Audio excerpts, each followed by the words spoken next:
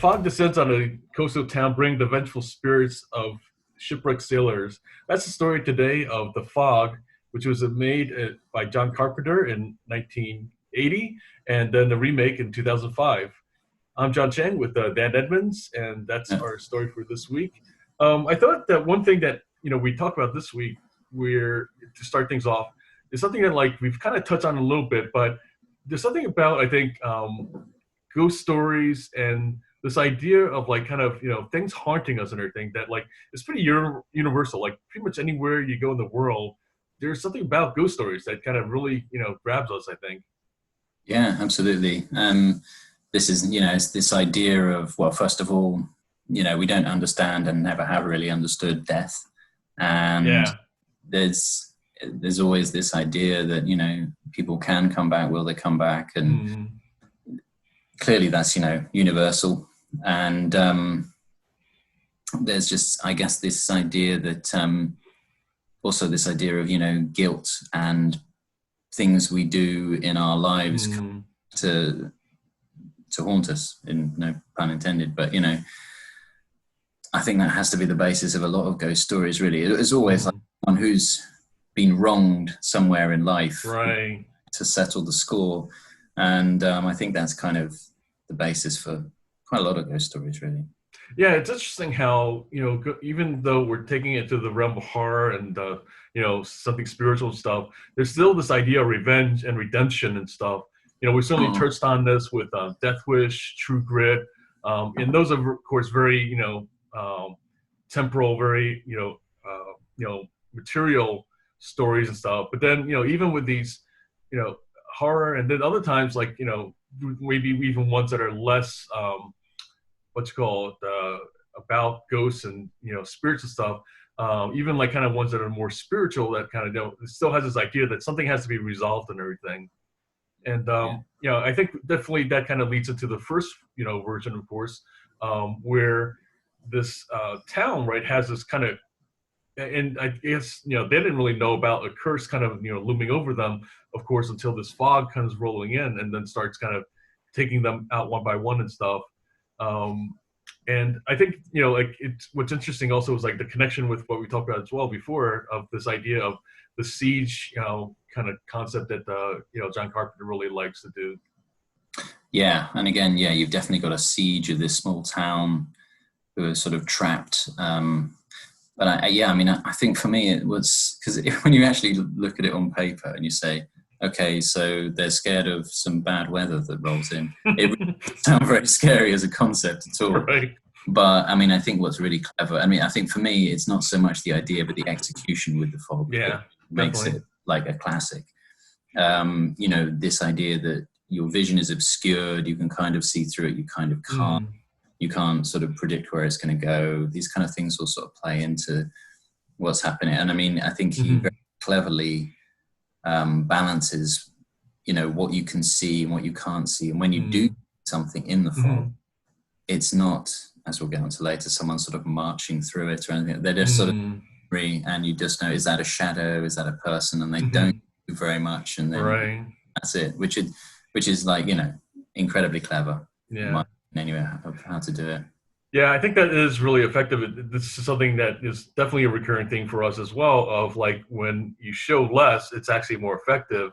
And, in the original Fog, this is, again, a master who's at work where he knows different times to kind of show glimpses, and other times kind of just to hide things and stuff.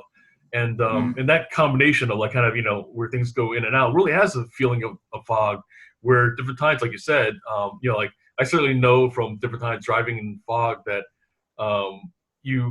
that's probably the greatest fear of not what you can see, but what's beyond it, kind of, it's not knowing what's kind of out of even your view and stuff, that's really the fear and stuff. Yeah.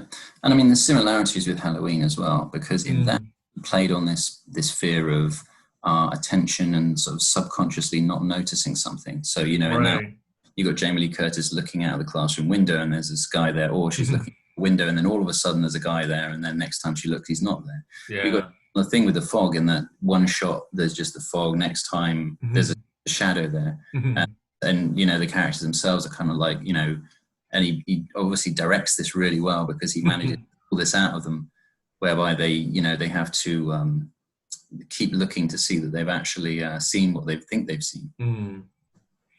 Yeah. So, sometimes it's there, sometimes it's not, kind of thing. It's like really throws you for a loop as well. And I think that's also just heightens, you know, like the fear. So you're not like, you know, as we'll see, of course, in the remake and stuff like that, we're less reliant on jump scares, where it's like this kind of, you know, this I guess feeling, this kind of atmosphere.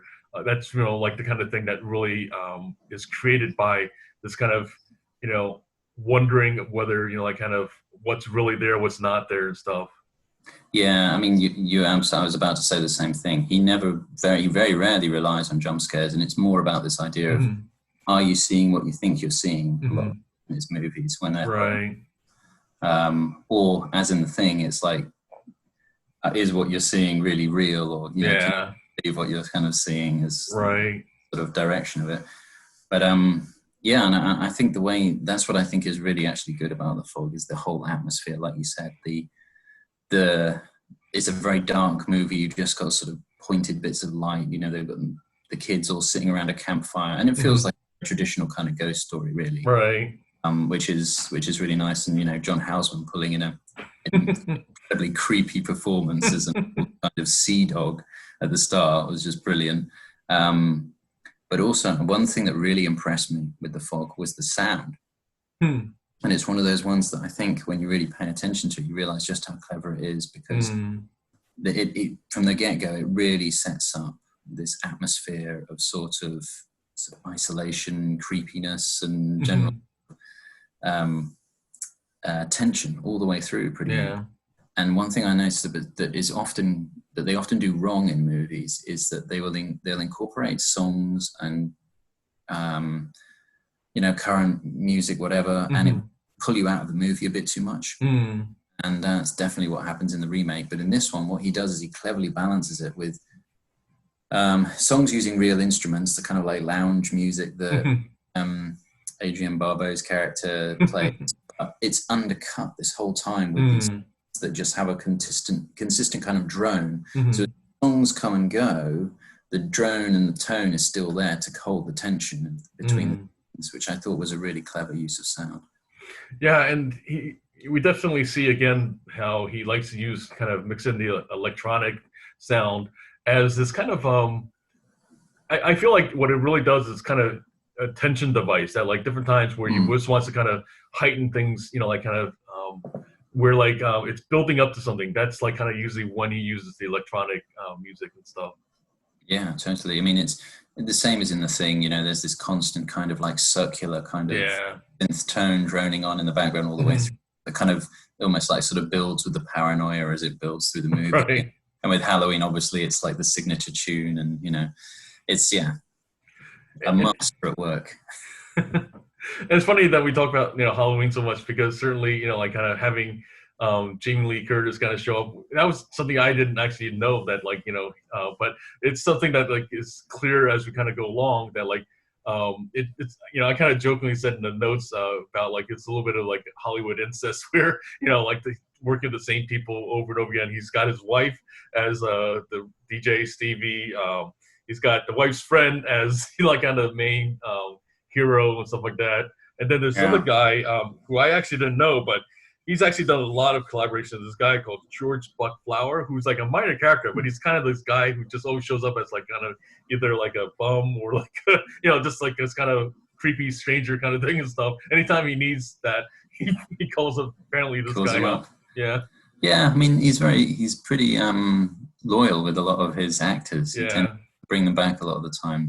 And actually, one of the ones that was kind of a bit upsetting, really, was and I had to look up her name, but the assistant to the lady who's organising, who was also like Jamie Lee Curtis's friend in Halloween. Oh, right. And she was in those too, but she really doesn't do much else, and been in many other sort of movies after that. But I think she's a really good actress, you know, or actor, I should say, these days. And you know, she was great in Halloween as kind of like, you know, fiery kind of teenager, and she's good in this as well as kind of like, you know, the slightly sullen assistant. So it's a shame she never really got, you know, more work, I think. Yeah, it's certainly odd, you know, like, and that's something we talked about before as well, that, like, you know, it's really no rhyme or reason sometimes for why, like, certain actors and actresses, like, kind of just never really, you know, seem to kind of go above a certain point and stuff. I think part of it is that not necessarily like their skill, even, is just like kind of just, you know, that the right roles just, you know, for whatever reason just haven't materialized, you know. Because certainly for some other people, it was just them being the right person at the right time and stuff like that.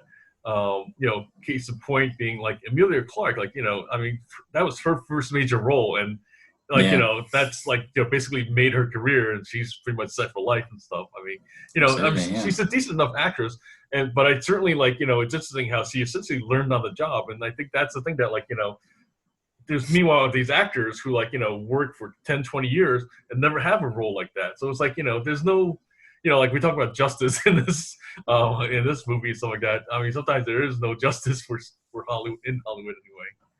Yeah. I'm trying to think that it's difficult to think of sort of more things that about the original Fog, because it's kind of just a simple story, but really executed. I don't think there's any sort of grandiose psychological themes or anything like that behind it. I could be wrong, but no, I think that's pretty much it. I think also it's the other kind of idea that we've talked about in the past, rather, is this idea of places and objects kind of connecting us to the past, and you know, certainly that's another thing that, like, we see, like, you know, the town itself is like definitely a you know, centerpiece for where all this happens and stuff, and then there's different objects kind of surfacing, and I feel like that's something that, like, we see this in these kind of ghost stories. We see this other times. You know, I think even just like a lot of different other stories that, like, you know, really don't have horror elements and stuff. We also have it where, you know, like, sometimes the character will, you know, have something that, like, kind of really, you know, helps them remember or brings back some kind of memory and stuff like that. And I feel like that's something that's just kind of echoed, you know, throughout these movies and stuff. Yeah, absolutely.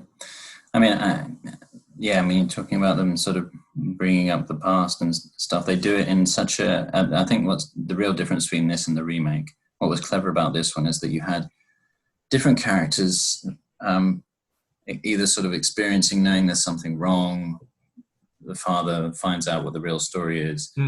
They're all kind of separated, and it is left up to you as the viewer to kind of put all the pieces together until the end, really, which is, you know, a much more interesting way of doing it. And it's probably a good time to remake, because this was, I mean, one thing that annoyed me about, but there's lots of things that annoy me about the Fog remake, but in that one, just as sort of case in point, is they had the main protagonist going around finding, you know, the watch, and then they found it, and then it was kind of like an RPG or something like this. It's like they're playing a game and they're looking for Vince, and then there's scales everywhere. What do the scales mean? And we all know it's zombies in the fog. You don't need to you don't need to try and make it into something more complicated than it's not. But yeah, that was obviously, you know, a big difference for me. I guess for me, like, I found it surprising that it had such a low, I mean, you know, getting 4% on Rotten Tomatoes, to me, like, you know, I would put that, you know, like, giving that kind of score would be something like Birdemic or something like kind of just like much lower production value. But to me, like, it had at least a decent enough production value that, like, you know, despite the flaws and stuff, I felt like, you know, it was kind of rigged over the coals for some reason, like, kind of, you know, considering what it is. I mean, you know, I'm not saying it's a great movie by any stretch, but I feel like it's also not deserving of such a low score, though. I don't know. That's at least my opinion. Let's all go to the lobby. Let's all go to the lobby. Let's all go to the lobby to get ourselves a treat. I guess for me, like, I found it surprising that it had such a low, I mean, you know, getting 4% on Rotten Tomatoes, to me, like, you know, I would put that, you know, like, giving that kind of score would be something like Birdemic or something like kind of just like much lower production value. But to me, like, it had at least a decent enough production value that, like, you know, despite the flaws and stuff, I felt like it was kind of rigged over the coals for some reason, like considering what it is. I mean, I'm not saying it's a great movie by any stretch, but I feel like it's also not deserving of such a low score, though. I don't know. That's at least my opinion. Yeah, I suppose it's a bit harsh, really, isn't it? I mean, it's really not a very good movie, though. I think the problem is, one, it's, you're comparing it to probably a much beloved John Carpenter horror classic, so people are going to be hard on it anyway. Good point. So it just seems to kind of, just do every kind of cliche in the horror genre possible. And I think by, when was it, 2002? 2000. I mean, I think the world had moved into kind of Saw and Hostile territory. Oh, right. At that point, and this was kind of too much, I think, of it. It's such a traditional horror movie that there was time to actually, for the audiences to really be ready for something that was a PG-13 traditional horror movie. So I think that's probably why it got slated as well. But rightfully, I mean, it is almost like a slightly less frightening Pirates of the Caribbean. Yeah, that's true. And it is very kind of MTV, pretty people, right? These beautiful people in like the most far away part of Oregon. It's like, surely, well, I suppose one of them did move to New York, but I mean, that's very unbelievable, as is Selma Blair as the mother, who really didn't care at all, and just like, I wasn't even, when she's actually realized her son's in trouble, I didn't buy it at all. I was just like, she doesn't really seem that bothered. It could be in mortal danger. Yeah, I mean, to be honest, like when I first saw her, I was like thinking like, oh, I guess they wrote off the child this time and stuff. Like that was my first instinct, was that like that there's no way she's like the mother of this kid and everything. And then they inserted him, and I was like, like kind of like, okay, that's an interesting choice and stuff. And I mean, he looks like he's about 8 or 9. I mean, how old is Selma Blair supposed to have him? She was not old in that movie at all. But, yeah. I mean, it's entirely possible. I mean, that part. But the problem is though that like, do we buy it though? I mean, that's the problem. And I mean, clearly, as as far as I can tell, like neither of us bought it and stuff. And no. And I feel like sometimes that's part of the casting choice too. That like maybe like it works, but if you feel like you're kind of making it work, then maybe that's not such a good choice then. Yeah, and I mean, there was the black sidekick boat hand who just seemed to be out of place, and just any kind of feeling of creepiness was pretty much gone, and it was just so cliched. It definitely felt like one of the teen slasher kind of It was just like, he's there going, booty on a boat, booty. I was like, no, stop this. Yeah, and I mean, the dialogue as well was pretty appalling most of the time, with such gems as, that's weird, many times, and what the hell's going on here? Such other, gems of dialogue like that interspersed throughout the movie.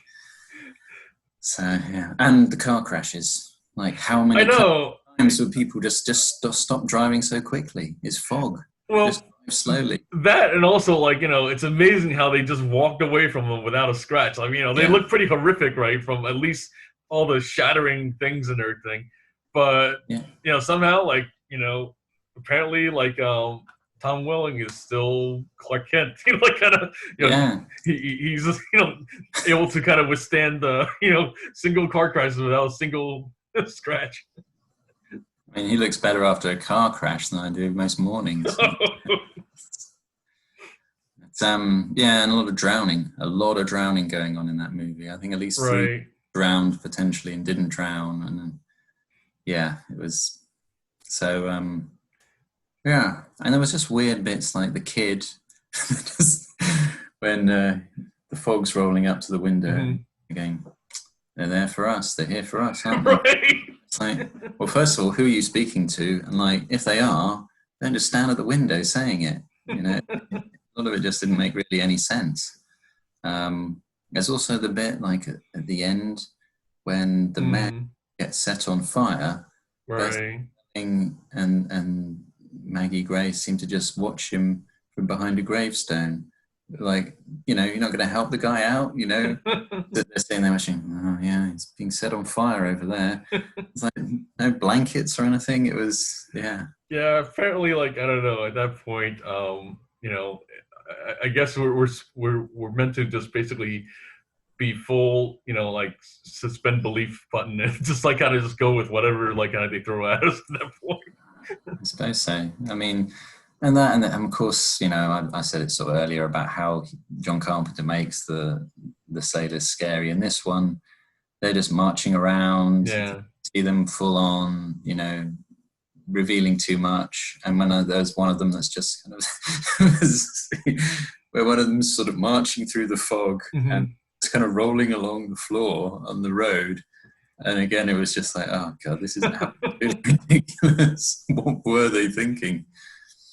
And they did this movie. So yeah, I think that's most of my kind of gripes out of the way there.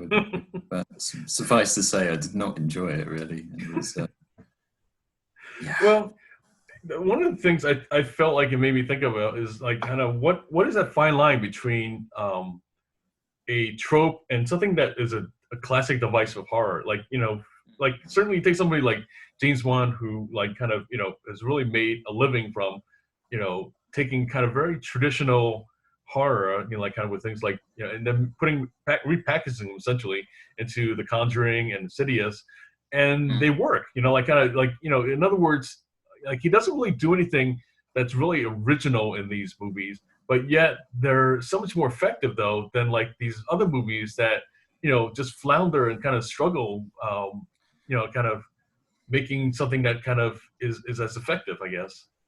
I mean, I think I know what the difference is really, and you can see this is a clear demonstration of the two. I think John Carpenter goes into the idea of making a movie trying to evoke feelings from each. This one was concentrating on trying to sort of thread together the bits of the plot and making sure there was like making sure there was an action scene and making like, it's a movie by numbers rather than by trying to say, okay, I want people to feel this in this scene, and making sure the tension is built up. Even a cheesy jump scare can work if it's original enough setting, if you set the atmosphere and the tension enough. Right. That's often the downfall of a lot of modern horror movies. Yeah, I think, that's a great point though, that like, the filmmaker has to somehow be able to kind of put themselves in the audience's position of what is happening and stuff, that like, in other words, it's one thing that kind of where they're throwing things at you. It's another thing to kind of where they're really recognizing the journey that you're on with them, and and for that matter, that you're willing to go on. Because like we're just saying with the ending of the remake, at that point you're just basically just kind of numb to, like just basically, okay, let's wrap this up. Kind of, what else you got? Like kind of. Yeah, she's disappeared. Okay, fine. Sure, whatever. Scroll through the credits and just to sort of poke some more holes in it. Like I said about how well John Carpenter does the music and the sound, they get it wrong in this movie. There's like sort of party music on the boat and kind of like supposed to be a kind of a tense scene, but then it's the radio show and she's playing some kind of rock, and it all just goes up and down and doesn't really, it kind of cuts right through all that, any tension that was there. So yeah. Yeah, I think that's an interesting point as well, that like the music different times, if you're not paying attention to how that's kind of, going along with like what's happening, like on the screen and stuff, it can definitely kind of take you out, in and out of like kind of, the tension of the things that you're trying to achieve. And like kind of, it definitely shows the difference between, somebody like John Carpenter who really pays attention to, how music is kind of, evoking these feelings, or somebody who like, just basically, like you said, is just checking things off, like kind of, or they're, kind of just doing things by the numbers, like you said. It's absolutely like a very different feel as to, just whether or not somebody is paying attention to music. Yeah, I think it goes a long way. I think so, even unconsciously or whatever, you know, of your mind, it's very, very effective. But I mean, the interesting thing for me was this was a Debra Hill production.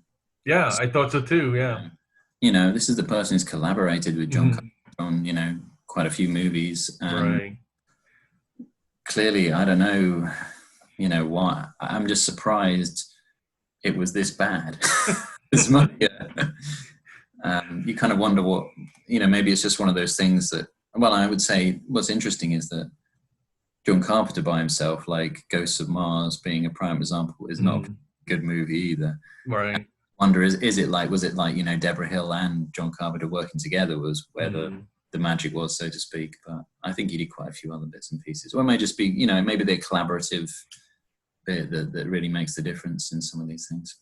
Well, certainly too, as a producer, this gets into the aspect of, you know, what exactly was her role, you know, because different times as a producer, you know, you could just be the money person where you just basically, you know, bring together the funding by your name, you know, like somebody like her who's been a veteran of like kind of, you know, these horror films and all that kind of stuff. She may have very little to do with, you know, the script selection, the director selection, like, you know, much less like the individual creative choices. So it's hard to say, like, you know, that's something that would be interesting to find out at some point and stuff. But I didn't see anything offhand as to, you know, like kind of anything, you know, showing like what her actual involvement was and stuff. Yeah, I mean, either. It may have just been they wanted someone who was originally involved with it so they could put their name, and the studio just wanted to do it anyway. So I think that's also another great point. And like different times, like it could be more like the studio saying, you know, like, oh, hey, we want to remake this and stuff. And then it could, you know, to be honest, it could be even probably like something where like she has some access to give them right of like where basically, you know, the rights to some degree, whatever, or like that, like, you know, she can basically, or they can buy them through her as opposed to like, you know, through John Carpenter or stuff like that, who may actually wanted to nothing to do with this movie and stuff, much less his name on it. Yeah, clearly he didn't want to put his name near it.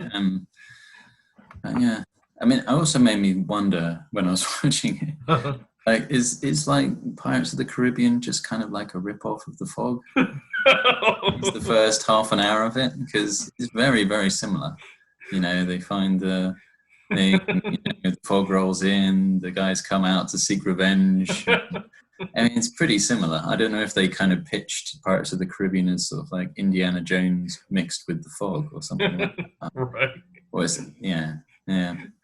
That could be another interesting kind of thing to look into, kind of what the connection is between those.